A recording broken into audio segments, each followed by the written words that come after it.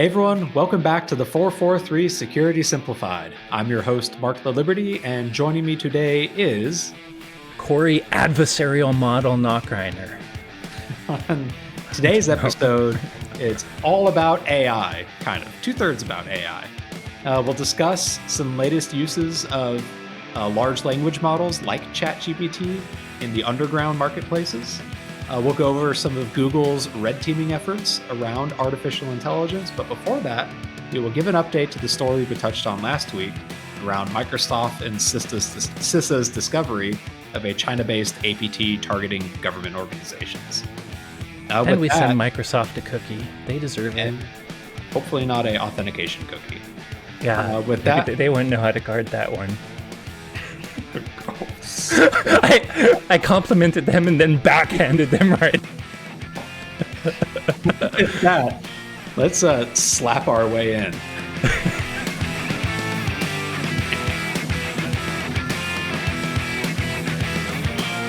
So this week, let's start with an update from a story from last week. So if you remember, last week we covered Microsoft and CISA's blog posts describing a China-based APT called Storm 558 that had gained access to several government-related email accounts, including personal accounts of employees of these agencies, by forging authentication tokens using a stolen signing key. If you remember the details, the signing was for the consumer side of Microsoft. They call it MSA, Microsoft Accounts.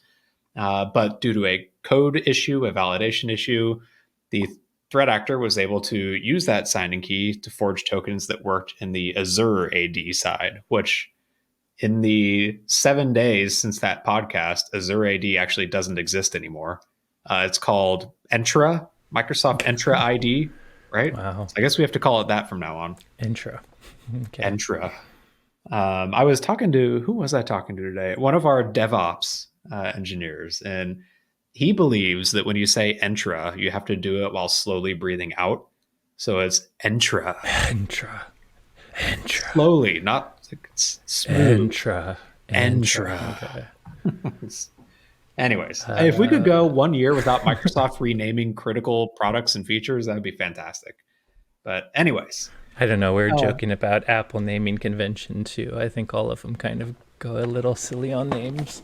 I'm actually kind of surprised with Apple calling Apple GPT Apple GPT. I think they do something a little on point. Less on the, yeah, I don't know.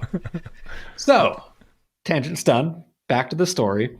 So after we recorded that episode, but I think like a day before we aired it, Microsoft published an update with a bit more of an analysis from them.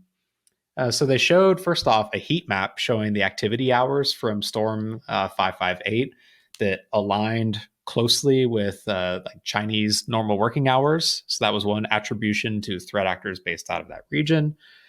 They stated that there was some overlap with other Chinese groups like Violet Typhoon, but they had a high confidence that Storm 558 is its own distinct group. Apparently not high enough confidence for them to get a fancy Typhoon name quite yet, but I guess they're getting there.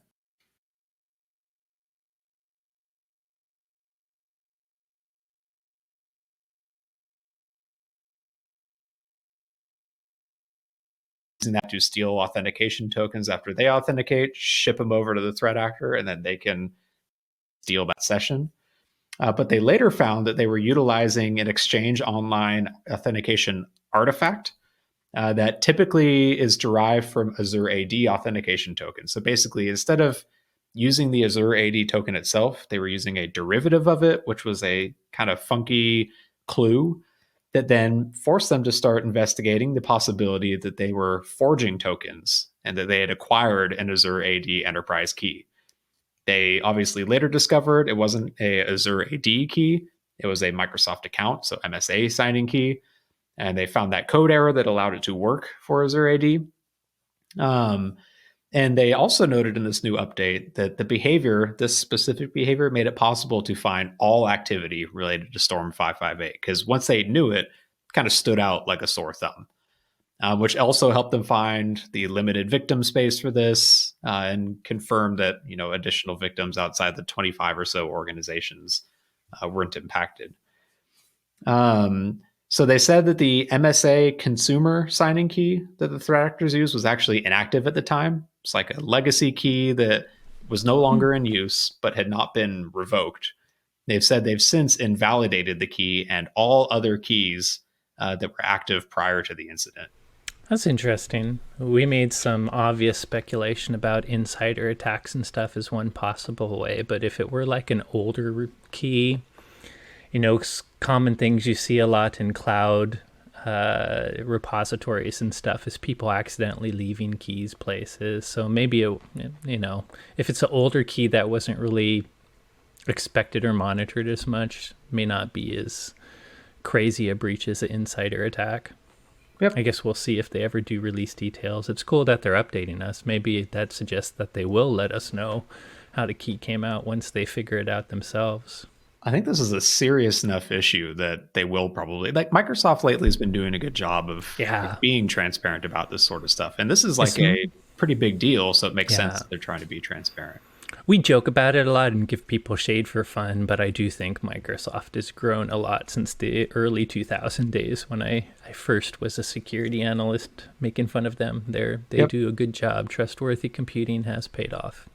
So in this latest blog post, they did still say that the method by which the actors acquired the key is still a matter of ongoing investigation. So they haven't gained evidence pointing to a specific thing.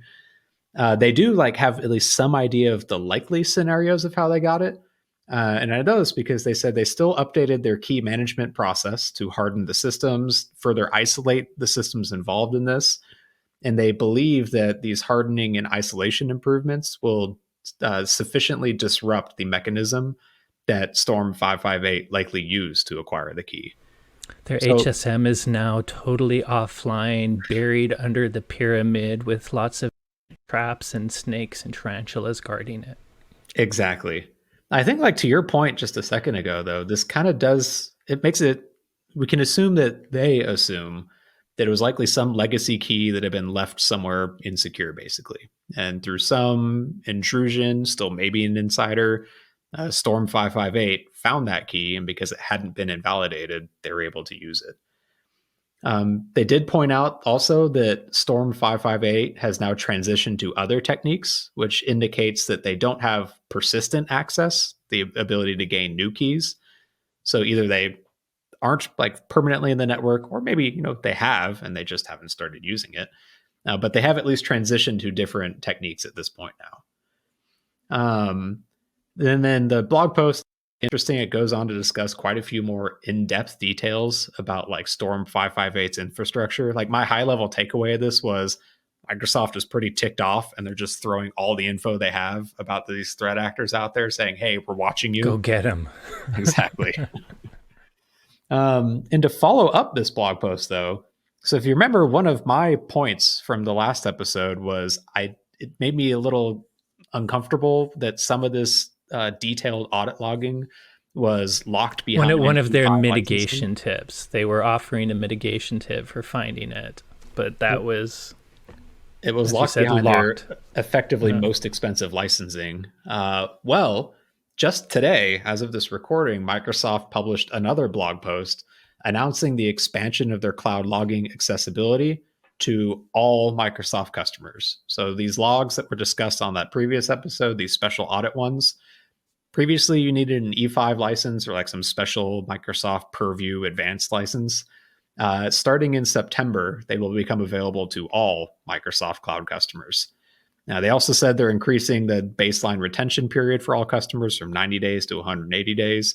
So it sounds like my takeaway from this is that CISA was or the federal government was kind of ticked off and goes, hey, Microsoft, what the hell? And Microsoft goes, okay, you know what? Yeah, that makes sense. Let's try and put out this flame before it gets too big. My takeaway is Microsoft is Key 443 security listeners, and they just heard you chew them out, and now they've opened it up to the public. That's actually everyone. Probably most likely. I'm sure. I think so. Statistically, it has to be true. Yep. Statistically, it has to be whatever. Because Either I'm way, really good at the honestly, math. that was my negative thing to this whole engagement last week when we talked about this, and they're Yeah, they fixing it. fixed it. So honestly, hats off to Microsoft. That's fantastic. I agree. And I because we agree. surmised that the reason they weren't is the additional costs, and you know what? They're eating it. So good for them. No. So stay tuned for September when you'll have additional access to these thorough, like in-depth audit logs through Purview Standard Edition in Azure AD, or sorry, Entra. I'm Uh, never going to get used to that. it's man. Well, I have started calling Intra, it Microsoft intra. 365 instead of Office 365. I So new. still sometimes put O/M365 just because I don't know. I preferred Office 365, I guess. Well, if their track record is anything to go by, I'm sure the name will change again in a couple of years, and it won't matter anyway. It's like TVs. They have to release a new model, so we have a reason to pay again. Hey, we're talking about Entra now, and way more than we probably would have if it was still Azure AD. Yep. Anyways, moving on. So last week, I found a blog post that was pretty interesting while I was researching data or information around a internal webinar we did about ChatGPT and AI. And this blog post stood out to me because it was about a program called Worm GPT. So the post was called Worm GPT, the generative AI tool cyber criminals are using to launch business email compromise attacks. So the blog post, it discusses like ChatGPT and other generative AI technologies as a new vector for business email compromise. That isn't new. We've seen and talked about a lot of various news stories about threat actors using these tools to create more believable phishing messages at scale. But in this post that was up on /next.com or whatever, they go through a few specifics of what they're seeing. But they found the latest iteration of hack forums or raid forums or whatever the heck it's called these days now. And in these underground marketplaces, they found a few interesting tidbits. So, first off, users have started selling jailbreaks for interfaces like ChatGPT. So basically, specialized prompts that you can use to manipulate ChatGPT and other models into generating output that might disclose like sensitive info or trick it into producing something like a phishing message, or even in some cases executing harmful code on the underlying infrastructure. I want to pause there for a second because this is interesting. Like we've got a whole ecosystem that exists right now that's like the bounty on a iPhone jailbreak, as an example, is in the millions of dollars because threat actors can use that, and NSO Group and other, private organizations can use it to sell exploit tools to crappy governments. But like jailbreaks, it's got its kind of own marketplace in the mobile space, and it's just something I hadn't thought about in AI, and that AI Yeah. developers put up guardrails, and it makes sense that if there's guardrails around an extremely powerful tool, jailbreaks to those guardrails I might mean, be worth something. at the end of the day, it's a web application. I mean, jailbreaks are the same as cracks for any piece of software, and every piece of software in existence has had crackers try to go after it. There's web versions of Core Impact that I think are essentially web applications that have had jailbreaks. So it makes sense. I just remember, the jailbreaking has been happening in the background since ChatGPT went public, but they were so simple before because the rails were basic. So I feel like the value of ChatGPT jailbreaks even 2 months ago should almost be zero because it was pretty easy to get past and it was all over Reddit and other forums how to do it. But like any software, that cat and mouse arms race game where it'll get harder and harder, that's when the value goes up. You said mobile phones. It used to be actually relatively easy. By used to, I'm saying probably iPhone 1 days early, to jailbreak phones. And back then it wasn't $1 million for a 0-day remote code execution for any mobile phone, let alone iPhone or Android. But as it gets harder and harder, it goes up. And I imagine ChatGPT is blowing up so fast that the time period for it to go from people are publicly sharing jailbreaks to, oh crap, it's very expensive, is probably going to be very short. It's good because the value of it seems high and everyone is logging on and using it. So it is interesting for sure that there is a jailbreak market, but I feel like historically you're probably not too surprised yourself, Mark. I mean, this is going to happen. This is bound to happen. And I want to put on my scary future looking hat. So a lot of, not a lot, some of these organizations like Google and Meta and whatever, they're trying to march towards something called general artificial intelligence. So ChatGPT right now, it's specifically designed for like human interaction, like sounding like a human and like in conversation and creating like written around that. But it's not very good at anything else. Like we've seen the malware that it creates, and it's pretty rudimentary. Like the recipes it puts out sometimes are kind of bogus for like actual cooking. But the goal with general AI is a artificial intelligence that is like indistinguishable from a human, and with all the intelligence of like the collective data we fed into it. So Literally a superhuman. In that All scenario, right, not literally, but figuratively a superhuman.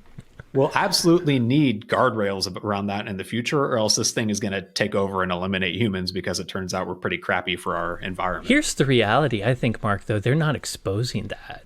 Like, even now, even with ChatGPT 4, the real value OpenAI has is the latest training with the data set that's happening now. And every piece of ChatGPT they expose, even the ones they charge, isn't the up-to-date models they have. And then when you think of when Facebook's and Google's and Temu's and Alibaba's, who are the controllers of all the data behind it, so they have the most real-time view, I think even their paid versions won't be the superhuman AI, because that's going to be their exponential advantage. They will sell to other companies, one that will really help those other companies, but meanwhile they'll keep their little lead of the version that's most up to date with the latest real-time information. So I agree with everything you said, and there will be the professional version, a bit more update than the public version that people will jailbreak. But I have a feeling the 0.001% are actually saving the best for themselves and aren't even going to expose it. Now, if a hacker can get into that, whew, that's a jailbreak that would be worth quite a bit of money. So now I'm picturing this future where, like, in the bowels of Google, in wherever the heck they are in San Francisco, they've got this protected data center vault with like this glowing, shiny orb of AI in there that's a general AI that is like all powerful, but they're protecting it inside. And now, like, Hackers 2, the movie, is all about breaking in and gaining. Absolutely. Yeah, there you go. They should write there. We should ask ChatGPT 5 to write that movie for us. But, and by the way, governments better watch out, because cyber dystopian universes always have corporations becoming the new state powers. And darn, all of this crap, the data owners, I guess governments that are secretly patriot acting all the data they can have an advantage there. So who knows what's in their basement. But corpos are keeping up. But I mean, there's a non-zero chance that in the future, like specifically hacking to acquire an AI may be like a major threat to at least large organizations like Google.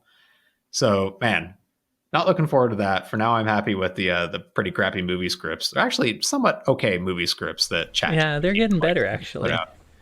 And by the way, we joke about all this dystopian stuff. There's some really great stuff this AI can do for us too. So hopefully good nature will beat out greed and power. Again, you're believe everything's going to be sunshine and rainbows in the future. No, I just do that to not scare away the audience. I'm shivering in a corner. There's a lot of great things with nuclear power as well too, but as we know, there's a lot of really bad things with nuclear. So far we haven't had a good track record with what we've chosen to do. No. Anyways, so segue from something we hit on there a second ago about folks hacking AI in the future. So a couple weeks ago, Google introduced what they're calling the Secure AI Framework, or SAIF, which at a high level, it's basically this conceptual framework for securing AI systems with a proposed set of like best practices that address risks within AI that are, related to traditional technology risks, but specialized for this really specialized technology. So that's interesting on its own. This last week, they published a 15-page report on the topic of red teaming to support SAIF, the Secure AI Framework. So if you're not familiar with red teaming, it was originally designed by the US government military during the Cold War, where they would evaluate strategic decisions by effectively simulating what the other side, in this case the Soviet Union, hence the color red, simulating what they would potentially do to attack the US. They use that to find weaknesses and redo and update their plans to fill those gaps. In cybersecurity, red teaming is associated with simulating adversarial behavior within an organization to test detection and response capabilities and identify weaknesses. So this is like, a penetration test might tell you what vulnerabilities you have internally, externally, whatever. A red teaming exercise is exploiting those vulnerabilities to test your ability to detect and respond to that activity, and then turning around and putting that back in to close those gaps. Corey looks like he has a smart thing to say on that topic. No, keep going. So Google outlined 4 goals of their AI red teaming efforts. So they wanted to assess the impact of simulated attacks and identify ways to increase resilience against them. They wanted to analyze current detection and prevention capabilities and how attackers might bypass them, leverage red teaming results to improve detection capabilities, and then overall just raise awareness among relevant stakeholders in AI within Google to advocate for risk-driven and well-informed organizational investments, which is pretty in line with what typical red teaming activity is. They pointed to the MITRE Atlas framework, which until an hour ago I was not familiar with. Atlas stands for Adversarial Threat Landscape for Artificial Intelligence Systems.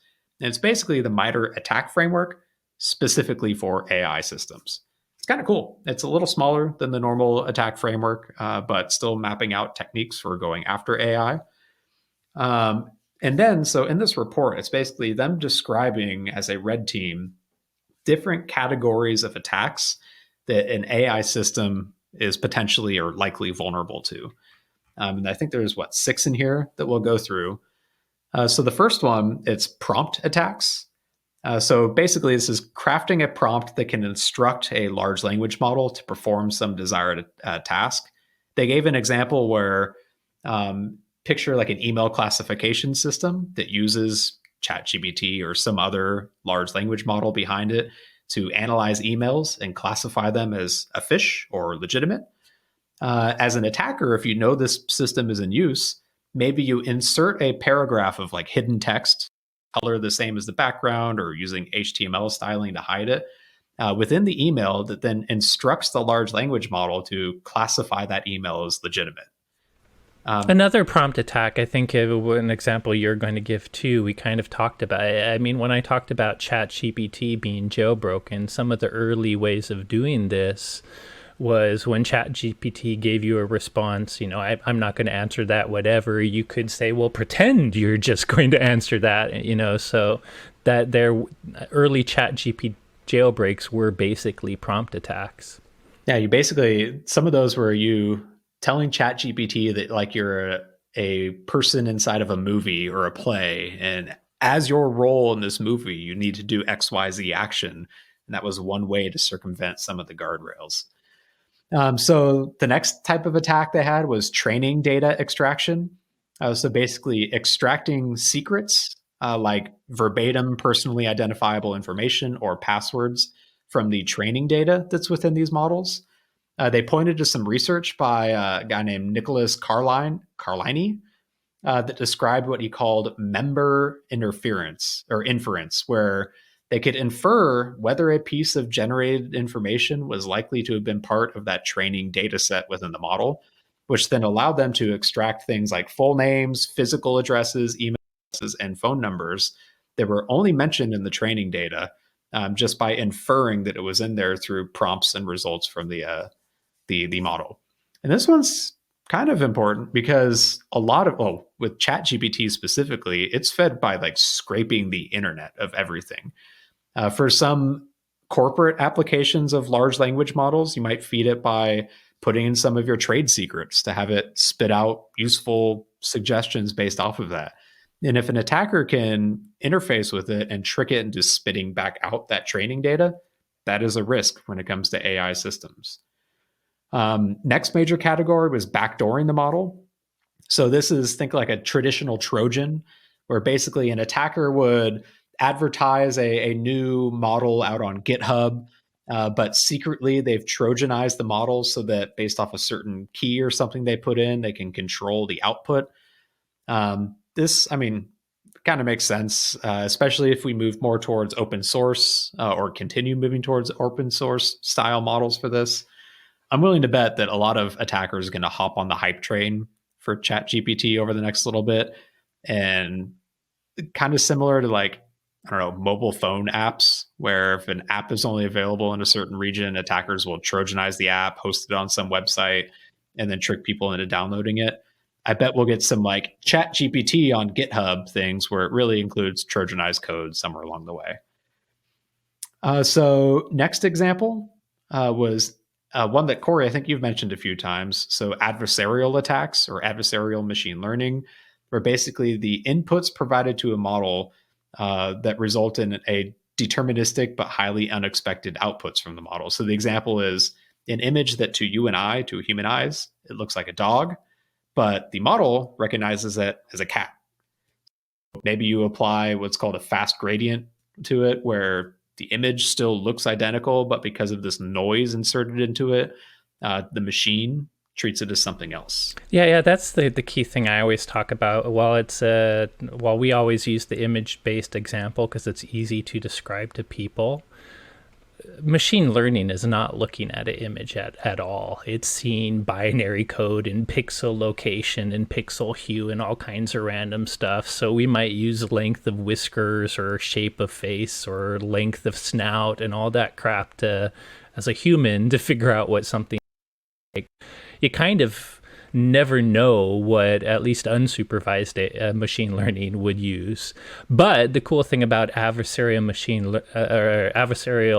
machine learning, which does require access to both a input and an output. In order for adversarial to work, it has to be a type of machine learning model that's online where your adversarial machine learning can both see what's being inputted into the system and the output the system shares, preferably even with the confidence of the output, because it uses that data to figure out what exactly is the other machine learning algorithm using as features to figure out if that's a cat or dog or whatever.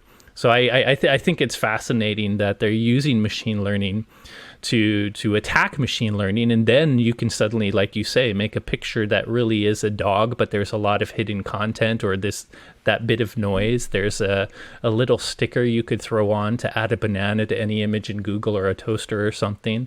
So there's lots of cool demos of it. The funny thing, Mark, is I was recently watching that deepfakes, adversarial machine learning can be used by hackers to kind of trick a machine learning model to get things wrong, but it's also being used to improve your own models. So deepfakes have gotten better and better, and what they've done is, for instance, created a deepfake model, but then created a grading model that kind of looks for whatever spit out image, and it goes back and forth until the adversarial model really helps train the real one. So it's interesting how adversarial models can be used adversarially, but they actually are a way you can reinforce your model by figuring out what it's getting wrong or it can be tricked by and starting to adjust for that, having a feedback loop from one model to the other, so to speak. That scares the crap out of me, because where do humans exist in there? Why do they need us if they can just train each other? I just sent a video. If we put links in this, a YouTuber I follow did a real good thing of how deepfakes have progressed just over the last few years, and it is scary, man. It is. They're training themselves up at this point, the models. Yeah, that's terrifying. Well, back to red teaming, two more examples of attack categories. So there's data poisoning. This is where the attacker manipulates the data to influence the output. So, as an example, they gave picture this AI model that's used to grade coursework for a school.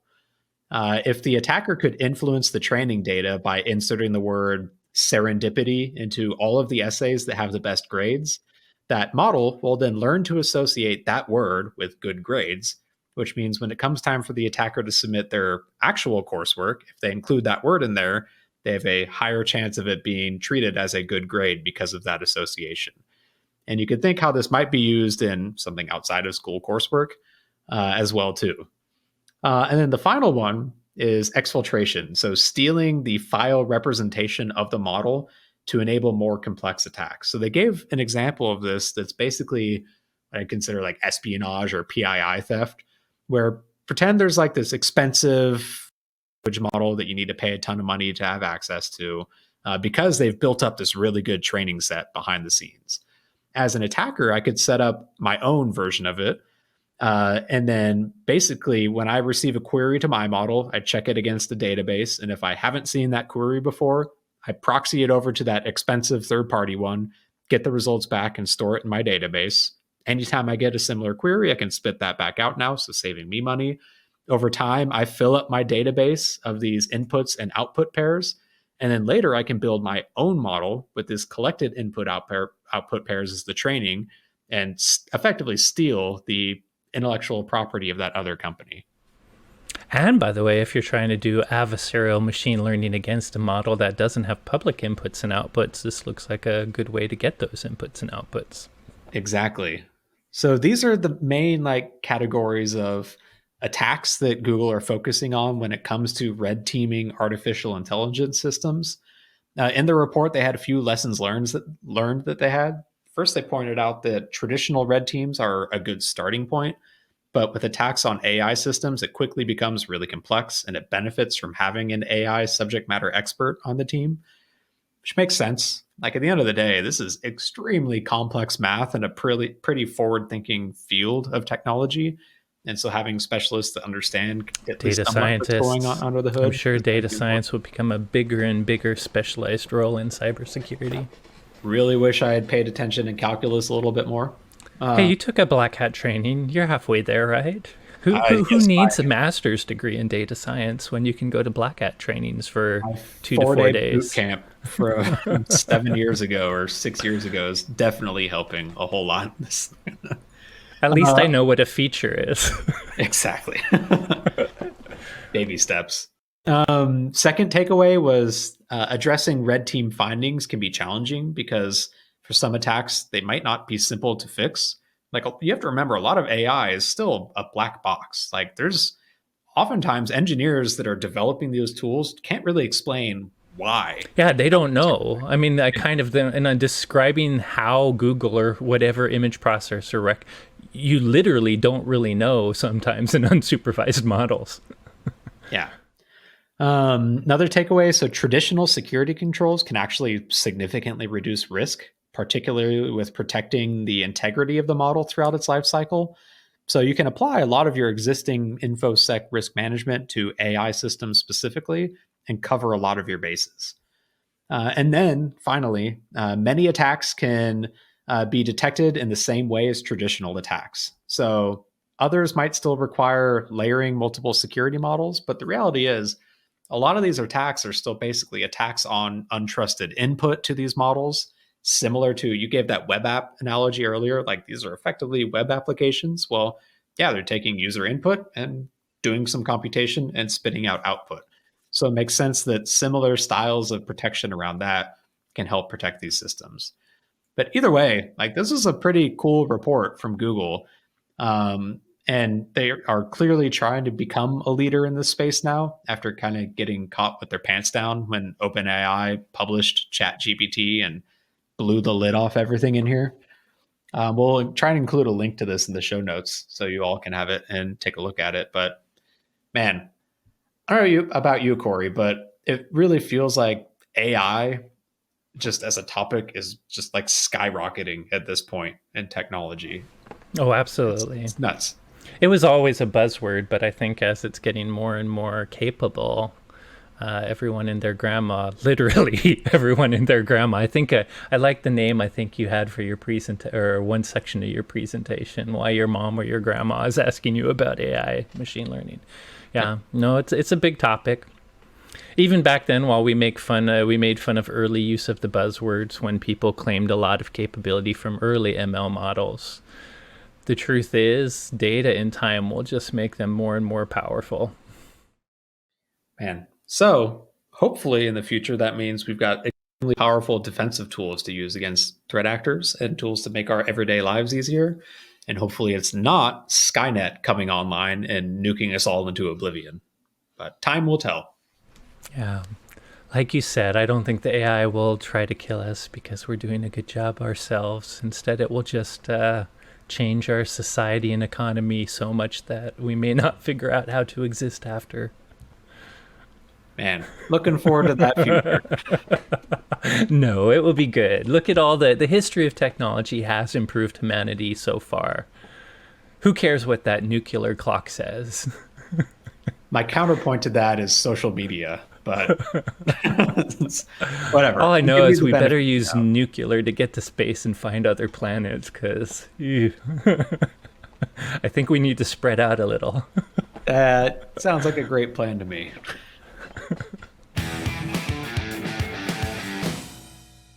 Hey everyone, thanks again for listening. As always, if you enjoyed today's episode, don't forget to rate, review, and subscribe. If you have any questions on today's topics or suggestions for future episode topics, you can reach out to us on Threads. Actually, Twitter. I'm at XORRO underscore, Corey's at Second Ept, and the both of us are at hashtag the 443 podcast. Thanks again for listening, and hopefully we'll see you at Black Hat and DEF CON. Otherwise, you will hear from That would be us fun. next Come say week. hi, man.